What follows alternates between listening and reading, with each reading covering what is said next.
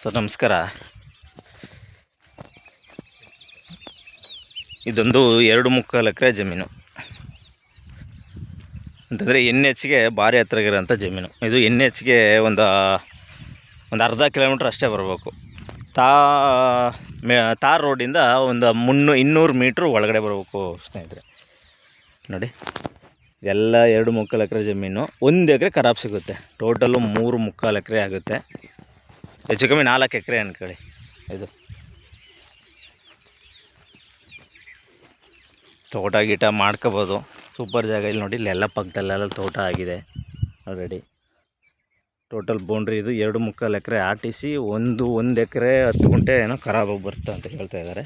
But ಇದೆಲ್ಲ ಖರಾಬು. Fencing ಹಾಕಿ ಎಲ್ಲ ರೆಡಿಯಾಗಿದೆ. NHಗೆ ಬರೀ ಜಸ್ಟ್ ಒಂದು ಅರ್ಧ ಕಿಲೋಮೀಟ್ರ್ ಅಂತರದಲ್ಲಿ ಇರೋಂಥ ಜಾಗ.